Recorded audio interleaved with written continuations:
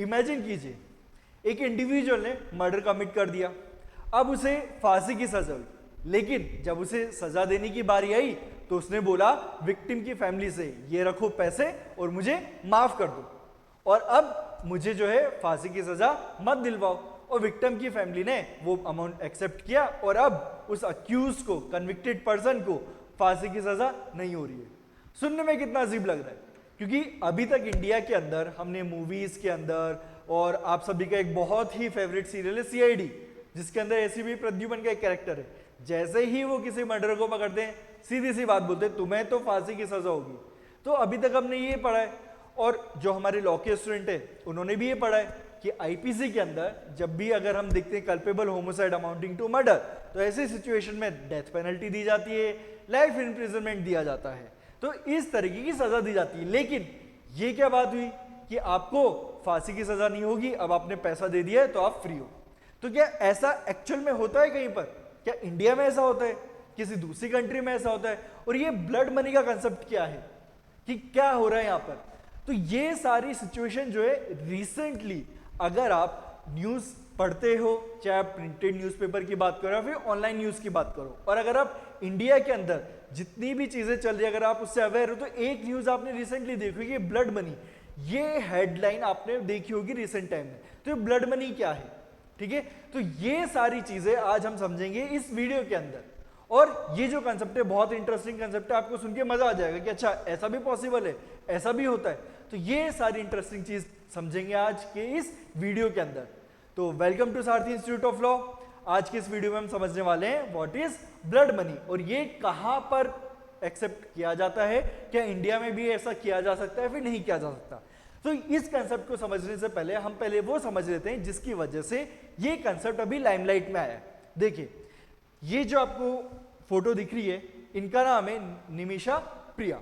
ये एक Indian citizen है जो हाल फिलहाल यमन के अंदर इनको कन्विक्ट कर दिया गया है मर्डर के लिए। अब वो क्या स्टोरी है देखिए, निमिषा प्रिया जो है 2008 के आसपास यमन शिफ्ट हो गई, वहां पर उन्होंने जॉब अपॉर्चुनिटी तलाशी।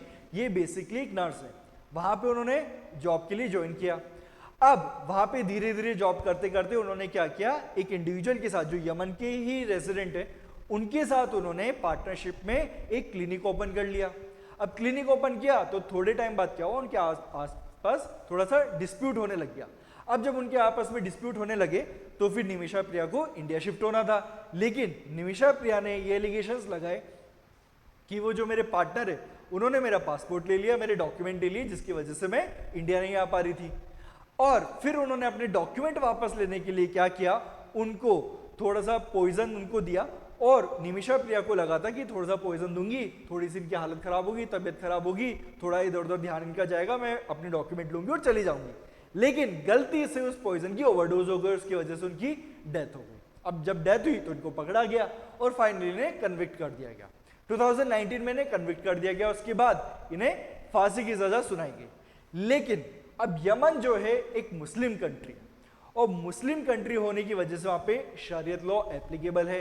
आपने सुना होगा बहुत सारी ऐसी मुस्लिम कंट्रीज है जो शरीयत लॉ को फॉलो करती है। अब शरीयत लॉ क्या बोलता है, देखिए शरीयत लॉ के अंदर क्या कंसेप्ट चलता है कि आई फॉर एन आई। आपने ये सुना होगा, अगर आप लॉ के स्टूडेंट हो तो आपने जूरिस्प्रूडेंस के अंदर पनिशमेंट की थ्योरीज पढ़ी होगी अलग अलग। तो उसमें से एक थ्योरी है जिसका कंसेप्ट होता है आई फॉर एन आई, यानी कि अगर आपने किसी का एक हाथ काटा है तो बदले में आपका भी हाथ कटेगा। आपने अगर किसी का मर्डर किया तो फिर आपको भी फांसी की सजा दी जाएगी। तो ये कंसेप्ट चलता है। तो उसी रीजन की वजह से देखिए, अब क्योंकि उन्होंने एक मर्डर कमिट किया तो ऐसी सिचुएशन में क्या उन्हें फांसी की सजा होनी चाहिए थी, बिल्कुल होनी चाहिए थी। लेकिन शरीयत लॉ में एक कंसेप्ट चलता है ब्लड मनी, इंग्लिश में उसे बोलते हैं ब्लड मनी, लेकिन एक्चुअल में वो क्या कंसेप्ट है वो अपन यहां पर देख लेते हैं। जस्ट अ सेकंड, हाँ देखो शरीयत लॉ में ये कंसेप्ट चलता है, दिया, ठीक है। इसका मतलब क्या होता है कि अगर आपने किसी का मर्डर कमिट कर दिया है तो ऐसे सिचुएशन में आप क्या कर सकते हो, उसे फाइनेंशियल कंपनसेशन पे कर सकते हो। किसको? पे टू द विक्टिम और heirs of the victim in the cases of murder, bodily harm, property damage by the mistake.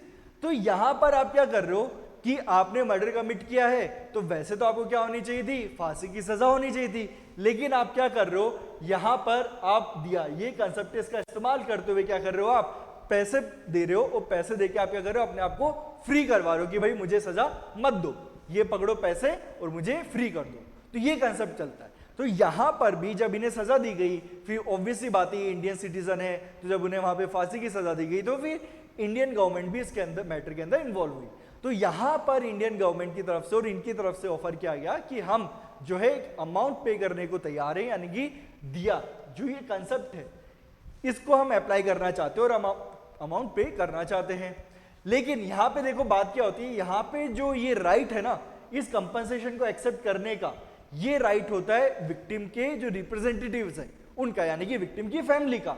अब यहां पे जो है विक्टिम की फैमिली इस चीज को, पेमेंट को एक्सेप्ट नहीं कर रही है। और यहां पर इंटरेस्टिंग बात यह है कि अगर विक्टिम की फैमिली इस कंपनसेशन को एक्सेप्ट नहीं करती है तो ऐसी सिचुएशन में कोई भी उन्हें फोर्स नहीं कर सकता है। यानी कि जो ऑप्शन अवेलेबल है ना दिया गया, ये सिर्फ और सिर्फ किसको अवेलेबल है, विक्टिम की फैमिली को। इवन यमन की गवर्नमेंट भी उन्हें फोर्स नहीं कर सकती कि नहीं आपको लेना पड़ेगा। ये होल एंड सोल डिस्क्रिप्शन होता है विक्टिम की फैमिली का। अगर वो एक्सेप्ट कर लेते हैं तो जो हमारी इंडियन सिटीजन है निमिषा प्रिया, उनको वहां से छोड़ दिया जाएगा, अदरवाइज उन्हें फांसी की सजा दी जाएगी। ओके, अब यहां पे इंटरेस्टिंग बात क्या है, चलो ये तो हमने समझ लिया कि ब्लड मनी होता क्या है। अब दूसरा क्वेश्चन ये आता है कि अगर आपने ब्लड मनी पे कर दिया है तो क्या ऐसे सिचुएशन में आप टोटली फ्री हो, यानी कि आपको कोई भी सजा नहीं दी जाएगी, या फिर आपको कुछ ना कुछ तो सजा जो है भुगतनी पड़ेगी। देखिए यहां पे जब भी आप ब्लड मनी पे करते हो तो आपको सिर्फ फांसी की सजा से जो है फ्री किया जाता है, लेकिन जो गवर्नमेंट है उसके पास अभी भी राइट होता है कि वो आपके ऊपर किसी भी तरह की पेनल्टी लगा सकती है। तो देखिए इस सिचुएशन में क्या होगा, अगर उन्हें यहां पर जो विक्टिम की फैमिली है उन्होंने अगर कंपनसेशन एक्सेप्ट कर भी लिया तो भी क्या होगा, उन्हें फांसी की सजा से फ्री किया जाएगा, बट स्टिल जो यमन की गवर्नमेंट है वो उन्हें अभी भी जेल में भेज सकती है कि आपको 10 साल 20 साल जेल में रहना पड़ेगा, या फिर उनके ऊपर अलग से एक मॉनेटरी पेनल्टी इंपोज कर सकती है। तो यानी कि ब्लड मनी का मतलब ये नहीं है कि आप टोटली फ्री हो गए हो, हाँ आपको फांसी की सजा नहीं होगी। तो ये कॉन्सेप्ट है ब्लड मनी का। आई होप आपको समझ में आया होगा, इंटरेस्टिंग भी लगा होगा। लेकिन देखिए ये जो ब्लड मनी का कंसेप्ट है इंडिया में एप्लीकेबल नहीं है, क्योंकि इंडिया के अंदर शरीयत लॉ नहीं चलता है। इंडिया के अंदर हम कौन सा लॉ फॉलो करते हैं, हमारा कोडिफाइड लॉ फॉलो करते हैं, यानी कि अगर आपको मर्डर का पनिशमेंट देना है तो ऐसी सिचुएशन में या तो आईपीसी के अंदर आपका जो है पनिशमेंट फॉल करेगा, या फिर भारतीय न्याय संहिता के अंदर आपका पनिशमेंट फॉल करेगा। तो ऐसी सिचुएशन में आपको इंडिया के अंदर ब्लड मनी का कंसेप्ट एप्लीकेबल नहीं है, इस चीज का आपको ध्यान रखना है।